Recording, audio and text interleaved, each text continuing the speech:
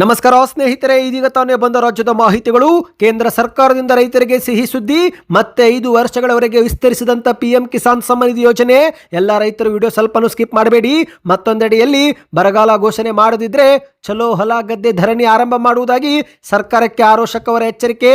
DK Shivakumar ಅವರು CM ಆದ ಮೇಲೆ ಜಲಾಶಯ ಬರಿದು ಖಜಾನೆಯು ಕೂಡ ಖಾಲಿ ಎಂದು ಆರೋಶಕ್ ಅವರು ವ್ಯಂಗ್ಯವಾಡಿದ್ದಾರೆ.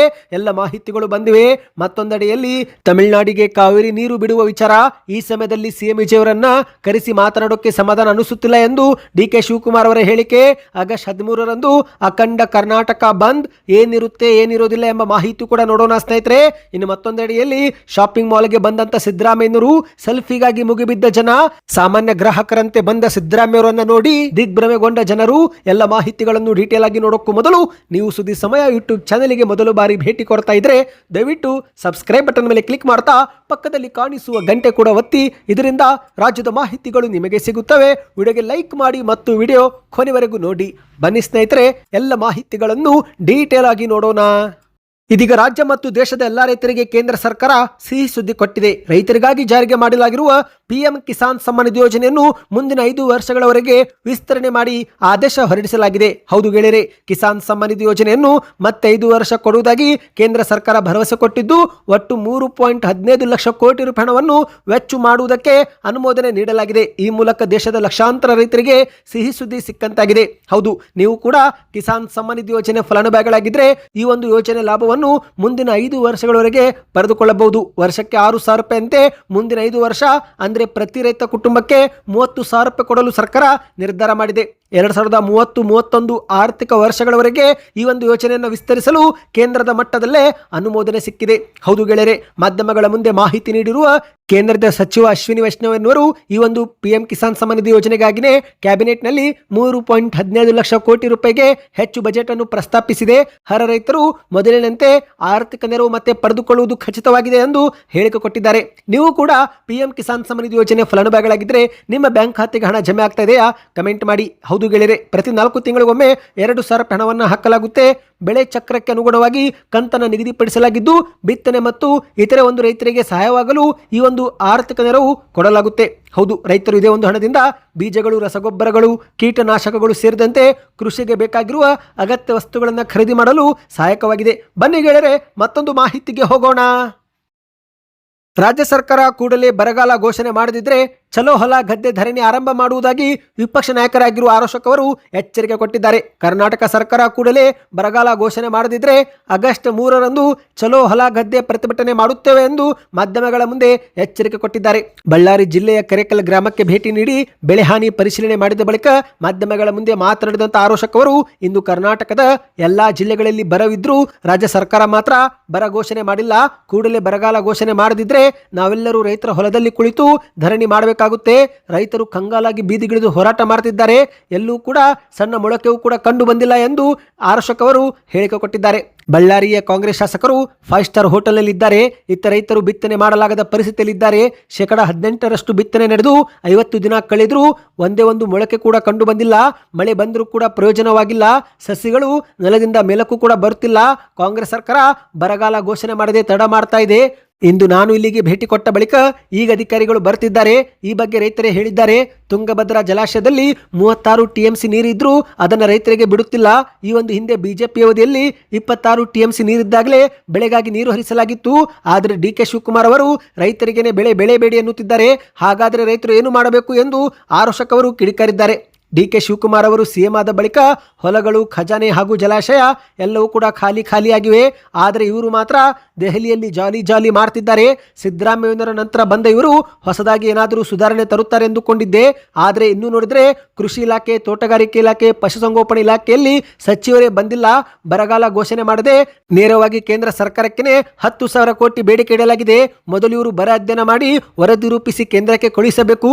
ನಂತರ ಅಧಿಕಾರಿಗಳು ಕಳುಹಿಸಿ ಅಧ್ಯಯನ ಮಾಡಿದ ನಂತರ ಎಲ್ಲ ರಾಜ್ಯಗಳಿಗೆ ಒಟ್ಟಾಗಿ ಪರಿಹಾರ ನೀಡಲಾಗುತ್ತೆ. ಈ ಒಂದು ಪ್ರಕ್ರಿಯೆ ಬಗ್ಗೆ ಅರಿವಿದ್ರೂ ಕೂಡ ಕಾಂಗ್ರೆಸ್ ಸರ್ಕಾರ ಯಾವುದೇ ಕ್ರಮ ವಹಿಸಿಲ್ಲ.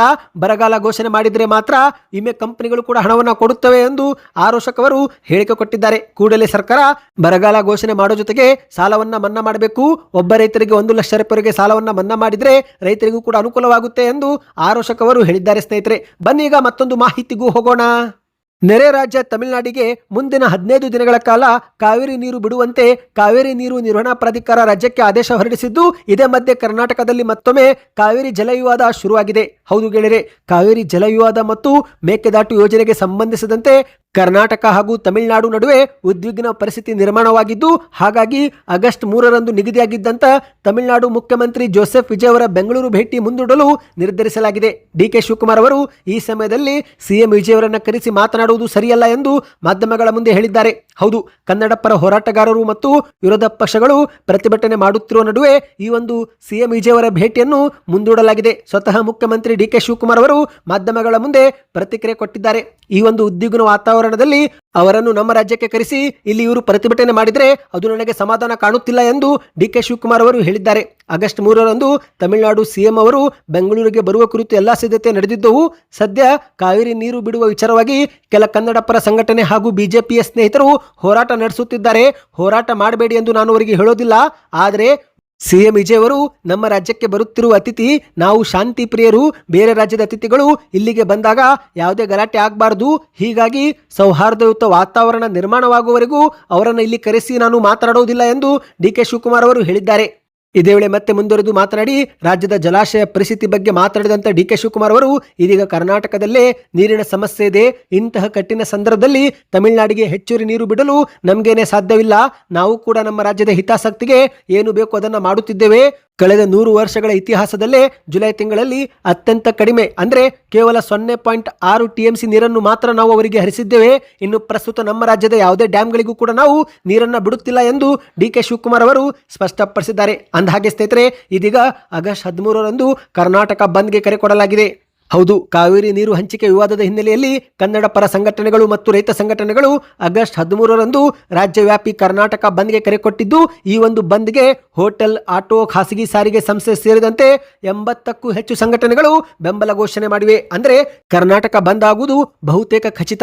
ಹೋಟೆಲ್ ಮಾಲೀಕರ ಸಂಘ, ಆಟೋ ಚಾಲಕರ ಸಂಘ, ಖಾಸಗಿ ಸಾರಿಗೆ ಸಂಘಟನೆ ಸೇರಿದಂತೆ ಹಲವು ವ್ಯಾಪಾರ ಮತ್ತು ಸಾಮಾಜಿಕ ಸಂಘಟನೆಗಳು ಕರ್ನಾಟಕ ಬಂದ್ಗೆ ಬೆಂಬಲ ಘೋಷಣೆ ಮಾಡಿವೆ. ಹಾಗಾಗಿ ಆಗಸ್ಟ್ 13ರಂದು ಜನರು ಸಮಸ್ಯೆ ಬೇಕಾಗುತ್ತೆ. ಹೌದು, ಬಂದ್ ಹಿನ್ನೆಲೆಯಲ್ಲಿ ಸಾರ್ವಜನಿಕರು ಅನಗತ್ಯ ಪ್ರಯಾಣವನ್ನು ತಪ್ಪಿಸಿ ಮನೆಯಲ್ಲೇ ಇರಬೇಕು ಎಂದು ಹೇಳಲಾಗ್ತಾ ಇದೆ. ಯಾಕಂದ್ರೆ ಸ್ನೇಹಿತರೆ, ಆಟೋ ಸಂಚಾರವು ಕೂಡ ಸಂಪೂರ್ಣವಾಗಿ ಬಂದ್ ಆಗುವ ಸಾಧ್ಯತೆ ಇದೆ. ಪ್ರತಿಭಟನೆಗಳು ಮತ್ತು ರಸ್ತೆ ತಡೆಗಳು ಕೂಡ ಆಗಬಹುದು.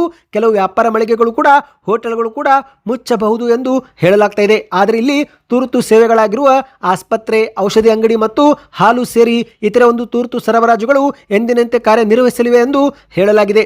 ಈ ಒಂದು ಬಂದ್ಗೆ ಲಾರಿ ಮಾಲೀಕರ ಸಂಘವು ಕೂಡ ಬೆಂಬಲ ಕೊಟ್ಟಿರುವುದು ಬೆಳಕಿಗೆ ಬಂದಿದೆ. ಓಲಾ, ಊಬರ್ ಮತ್ತು ಆಟೋ ಚಾಲಕರು ಕೂಡ ಬೆಂಬಲ ಸೂಚನೆ ಮಾಡಿವೆ. ಅಗತ್ಯ ಸೇವೆಗಳಲ್ಲಿ ಮಾತ್ರ ಯಾವುದೇ ವ್ಯತ್ಯಯವಾಗದಂತೆ ಆಸ್ಪತ್ರೆ, ಮೆಡಿಕಲ್ ಅಂಗಡಿ, ಬ್ಯಾಂಕುಗಳು, ಪೆಟ್ರೋಲ್ ಬಂಕ್ಗಳು, ಹಾಲು ಸಾಗಣೆ ಸೇವೆ ಎಂದಿನಂತೆ ಮುಂದುವರಿಯಲಿದೆ ಎಂದು ಹೇಳಲಾಗ್ತಾ ಇದೆ.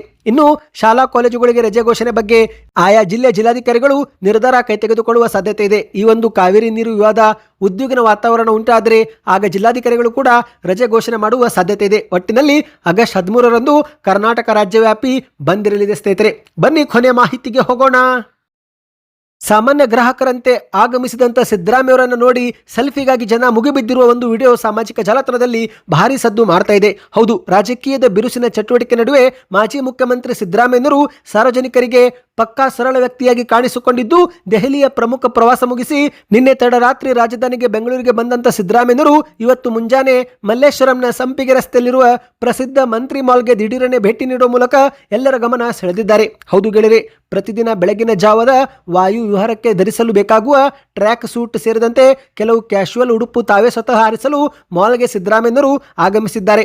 ಯಾವಾಗಲೂ ರಾಜಕೀಯ ಸಭೆ, ಸಾರ್ವಜನಿಕ ಭಾಷಣ ಮತ್ತು ಬಿಗಿ ಪೊಲೀಸ್ ಭದ್ರತೆ ನಡುವೆ ಕಾಣುತ್ತಿದ್ದಂತ ಸಿದ್ದರಾಮಯ್ಯನವರು ಮಾಲ್ನ ಮಳಿಗೆಯೊಂದರಲ್ಲಿ ಸಾಮಾನ್ಯ ಗ್ರಾಹಕರಂತೆ ಬಂದಿರುವುದನ್ನು ಕಂಡು ಅಲ್ಲಿದ್ದ ಸಾರ್ವಜನಿಕರು ಒಮ್ಮೆ ದಿಗ್ಭ್ರಮೆಗೊಂಡಿದ್ದಾರೆ. ಹೌದು, ಮುಂಜಾನೆ ಶಾಪಿಂಗ್ ಮಾಡಲು ಬಂದಿದ್ದಂತ ನೂರಾರು ಜನರು ತಮ್ಮ ನೆಚ್ಚಿನ ನಾಯಕನನ್ನು ಅನಿರೀಕ್ಷಿತವಾಗಿ ತೀರಾ ಹತ್ತಿರದಿಂದ ಕಂಡು ತುಂಬಾನೇ ಸಂತೋಷ ಪಟ್ಟಿದ್ದಾರೆ. ನೋಡುತ್ತಿದ್ದಂತೆ ಸಿದ್ದರಾಮಯ್ಯನವರತ್ತ ಎಲ್ಲಾ ಜನರು ಮುಗಿಬಿದ್ದಿದ್ದು ಅವರೊಂದಿಗೆ ಫೋಟೋ ಮತ್ತು ಸೆಲ್ಫಿ ತೆಗೆದುಕೊಳ್ಳಲು ಮುಗಿಬಿದ್ದಿದ್ದಾರೆ. ಹೌದು, ಸಾಮಾನ್ಯವಾಗಿ ಇಂತಹ ಸಂದರ್ಭಗಳಲ್ಲಿ ರಾಜಕಾರಣಿಗಳು ಗಡಿಬಿಡಿ ಆಗುವುದು ಉಂಟು. ಆದರೆ ಸಿದ್ದರಾಮಯ್ಯನವರು ಮಾತ್ರ ಯಾವುದೇ ಬೇಸರವಿಲ್ಲದೆ ಅತ್ಯಂತ ನಗುಮುಖದಿಂದಲೇ ಬಂದವರಿಗೆಲ್ಲ ಆತ್ಮೀಯವಾಗಿ ಸೆಲ್ಫಿ ನೀಡಿದ್ದಾರೆ. ಸದ್ಯ ಈ ಒಂದು ಫೋಟೋಗಳು ಸಾಮಾಜಿಕ ಜಾಲತಾಣದಲ್ಲಿ ಭಾರಿ ಟ್ರೆಂಡ್ ಮಾಡುತ್ತಿವೆ ಸ್ನೇಹಿತರೆ. ಸದ್ಯಕ್ಕೆ ಎಷ್ಟೇ ಇತ್ತು. ಈ ಎಲ್ಲ ಸುದ್ದಿಗಳು ನಿಮಗೆ ಇಷ್ಟವಾಯ್ತಾ? ಹಾಗಾದ್ರೆ ಚಾನಲ್ಗೆ ದಯವಿಟ್ಟು ಸಬ್ಸ್ಕ್ರೈಬ್ ಮಾಡ್ಕೊಳ್ಳಿ. ನಿಮ್ಮ ಅನಿಸಿಕೆಗಳನ್ನು ಕಮೆಂಟ್ ಮಾಡ್ತಾ ಆದಷ್ಟು ವಿಡಿಯೋನ ಶೇರ್ ಮಾಡಿ.